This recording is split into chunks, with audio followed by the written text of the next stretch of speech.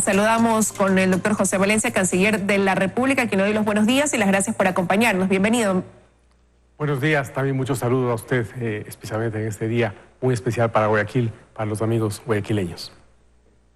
Muchísimas gracias, y hoy Guayaquil está de fiesta.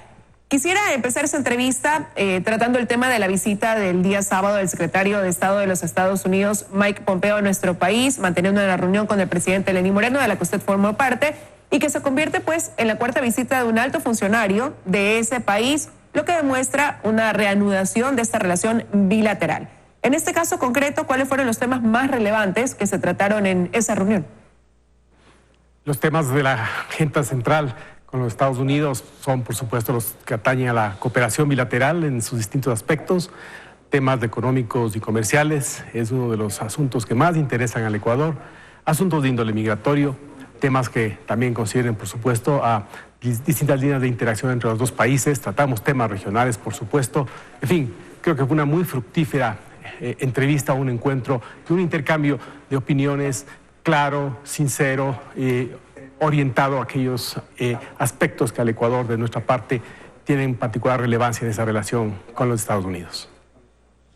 Ahora, señor canciller, como yo lo mencionaba, ya han sido 4 altos funcionarios de Estado de los Estados Unidos que nos han visitado a lo largo de este año y medio. Ya se habla de la visita de un 5º funcionario relacionado con para tratar un tema en materia de seguridad. Pero ¿cómo se van cristalizando estos ofrecimientos de cooperación? En un momento dado se habló de esta cooperación para la lucha contra la corrupción, en problemas de narcotráfico, de seguridad que tenemos acá en el país. Y así lleva la pregunta, ¿cómo ya van tomando forma esto que se acuerda en las reuniones que se van dando?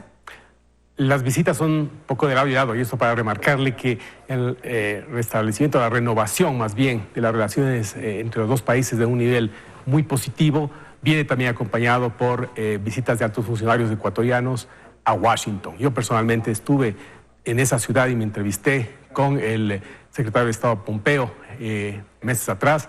También me acompañó en ese entonces el ministro de Economía y Finanzas, y estuvimos además con otros altos funcionarios haciendo gestiones en general en otros ámbitos diferentes a otras dependencias de la administración norteamericana. Tuvimos también en la ciudad de Washington la reunión del Consejo de Comercio e Inversiones. Esperamos que la segunda edición de ese consejo, una edición nueva que está revigorizando las relaciones comerciales y de inversión entre los dos países, se realice aquí en Quito en los próximos meses. En fin, es una relación que es muy fructífera en los contactos. En cuanto a los específicos acuerdos que se han tomado, pues hay muchos que están ya en pie, que se están implementando. Acuerdos de materia de cooperación, la USAID ya va a empezar a funcionar. Tenemos una serie de ideas, de propuestas, de iniciativas para que esa cooperación se concrete, por ejemplo, en el ámbito de la lucha contra la corrupción, apoyo a la Comisión de Expertos Internacionales, por ejemplo, también apoyo a los programas sociales de gobierno, a las manuelas, a Casa para Todos.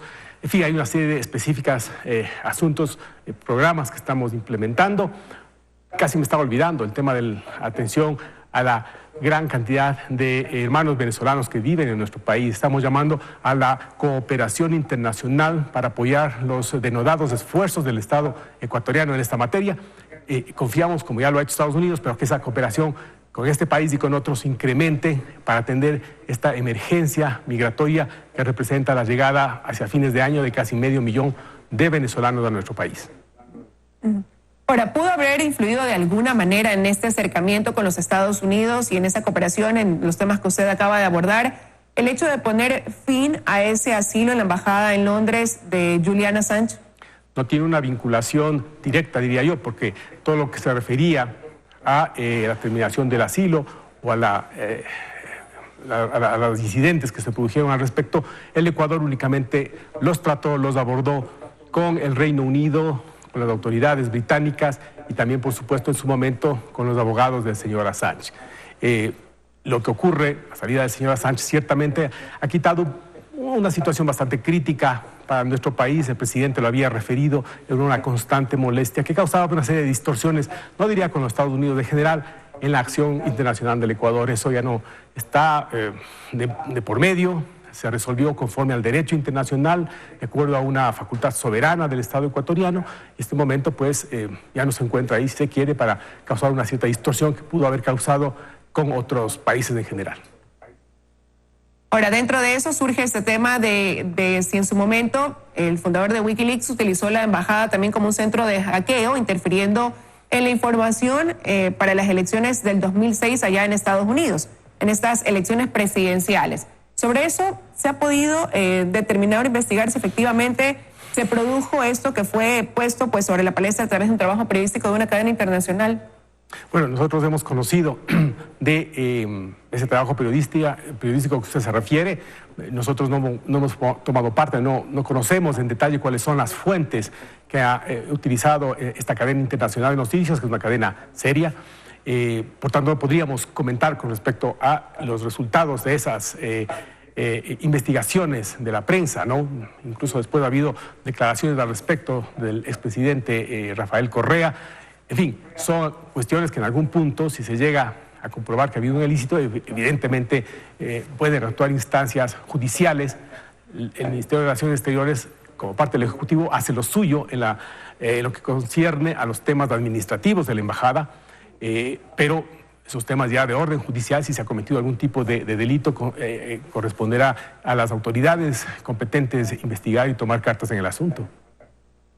Ahora, pero en algún momento cuando se dio ya el tema de poner fin a este asilo de Julian Assange, el presidente Moreno sí decía que una de las causas era que este hombre había utilizado la embajada del Ecuador en Londres como un posible centro de espionaje.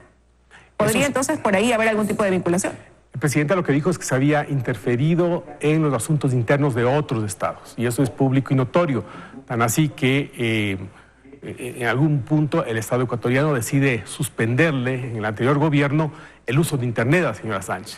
No porque el Estado ecuatoriano, como a veces los abogados del señor Assange o algunos de sus simpatizantes alegaban, el Estado ecuatoriano era cruel y le quería quitar Internet. No era por eso, era porque estaba incumpliendo uno de los requerimientos de las convenciones interamericanas sobre asilo diplomático hacia el asilado, una de las obligaciones, que es no interferir en asuntos internos de los estados. Hizo declaraciones públicas con respecto a situaciones internas, por ejemplo en España, en otros países, y eso por supuesto iba en contra de, como le comento, estos tratados internacionales que tienen que ser acatados, en este caso por el asilado. Ahora, dentro de la última visita de un funcionario de Estado de ese país, de Mike Pompeo específicamente, él resaltaba que veía de manera heroica la actitud del Ecuador frente a recibir este flujo migratorio de Venezuela que usted acaba de decir, hasta terminar el año, pues se calcula serían 500,000 venezolanos en el país. Han ofrecido una cooperación, incluso económica, para poder mitigar o ayudar en la asistencia humanitaria a los venezolanos que llegan acá al Ecuador. ¿Cómo se avanza ya desde el gobierno, señor canciller, en el análisis de opciones para poder regular ese flujo migratorio y darles también, pues, como decimos, la asistencia que necesitan en educación, salud, y evitar de alguna manera también que sean víctimas de explotación laboral o incluso de trata de personas, que también se habla de que son víctimas de ese delito? En efecto, es una urgencia migratoria que no tiene parangón en la región.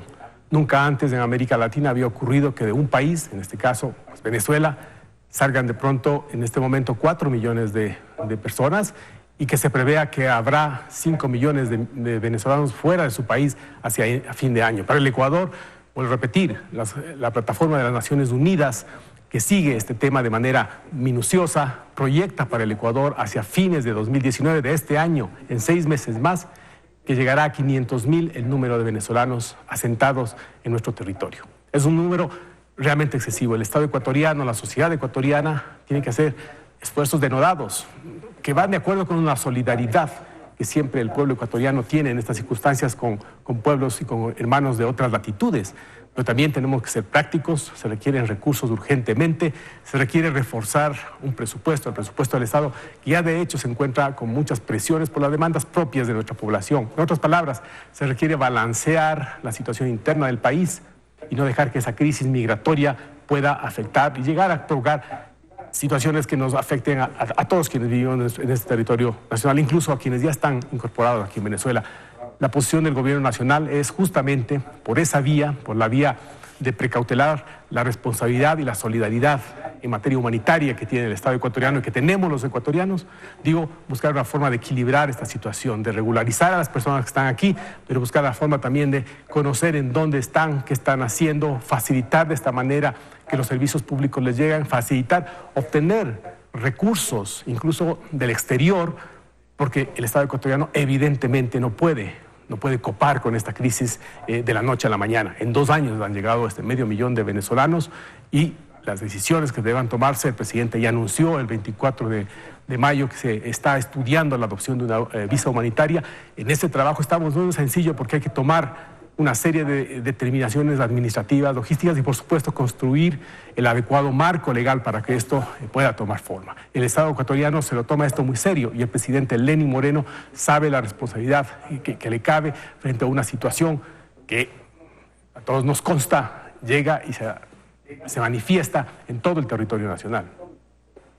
¿Hubo algún tipo de acercamiento aprovechando la Asamblea de Gobernadores del BID a propósito de que se habló de la creación de un fondo para migración, considerando que son algunos países los que están enfrentando esta situación de recibir un flujo migratorio, sobre todo de personas que vienen de Venezuela? Se habló de esta creación que partiría con una cantidad de $100 millones, si no me equivoco. Muchos acercamientos. El gobierno ecuatoriano ha hecho varias gestiones, algunas de ellas ya han prosperado. Por ejemplo, todo el corredor humanitario que en un momento se estableció fue trabajado con recursos de la Organización Internacional de las Migraciones. El ACNUR ha venido aportando también a asistencia en el caso de recepción de migrantes en nuestro país. La UNICEF también ha apoyado en lo que concierne a la ayuda, a la asistencia a las instituciones del Estado ecuatoriano que trabajan con la niñez, con la adolescencia, con las personas que tienen son menores de edad. En fin, existe ya ese apoyo. Requerimos más, porque siendo que está presente la mayor parte, yo diría probablemente 90%, sino más, de recursos, de trabajo, de dedicación, ha sido ofrecida por el Estado ecuatoriano, por sus instituciones y también, hay que reconocer, y en esto es muy claro, por los ciertos gobiernos seccionales. Entonces, eso está presente. Los contactos que hemos hecho se mantienen a nivel multilateral con el Banco Interamericano de Desarrollo, efectivamente, pero no solamente con el banco. De hecho, yo me reuní en Guayaquil, con el vicepresidente del Banco Mundial para América Latina, que estuvo presente en la reunión del BID también, y hablamos sobre 2 instancias al menos de aplicación de fondos por recursos emergentes por parte del Ecuador que ayuden al Estado ecuatoriano, a las instituciones nacionales a dar una respuesta a esta crisis que es evidente, que todas podemos palpar y que creo que hay también en la comunidad internacional conciencia sobre su magnitud. Lo que les decimos a todos es, ok, hay conciencia, magnífico, pero pasemos a la práctica, a los hechos. Necesitamos que se canalicen recursos a los estados como el Ecuador, que lo requieren para atender esta emergencia humanitaria que hace un momento le refería. Ahora, en otro tema, señor canciller, pues se notificó la disolución del Instituto de Pensamiento Político creado en el gobierno anterior. ¿Cuáles son las razones que los llevaron a tomar esta decisión? Las razones que están señaladas en la ley y en el reglamento.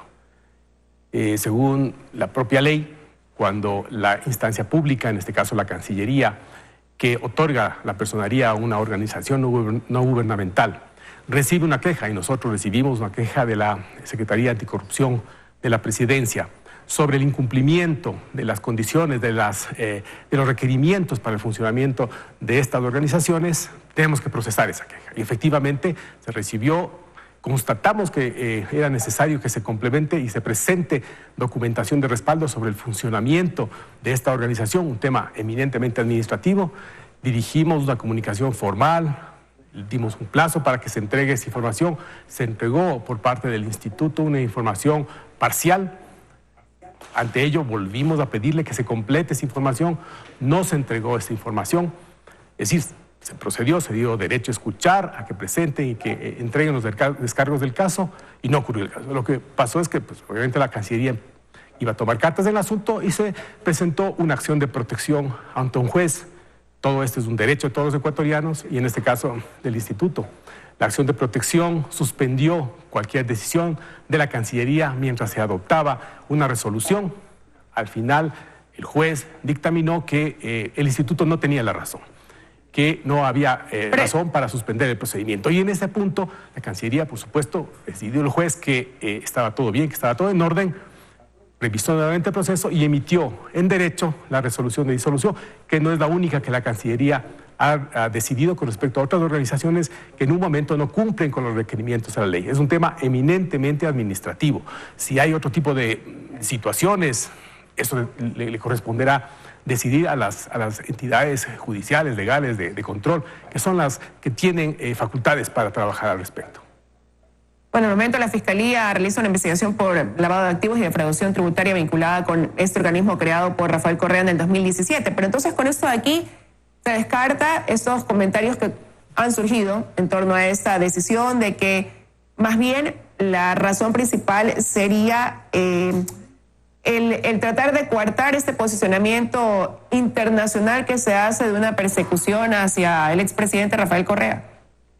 No tiene fundamento esa alegación. Y no tiene fundamento porque simplemente si no se quería que la Cancillería tome cartas en el asunto, cuando se pidió, por ejemplo, que se presenten copias de los documentos del SRI, se tenía que haber presentado esos documentos. Y no se hizo, no se presentó esos documentos. Es decir, el asunto es extremadamente claro. La Cancillería tomó una decisión sobre la base de los procedimientos legales que estaban incumplidos por el instituto. El juez avaló la decisión del ministerio, es decir, no dio razón más bien a quienes estaban objetando el procedimiento que se estaba llevando a cabo y no se podía objetar porque, como le cuento, se apegaba a la ley y a los reglamentos.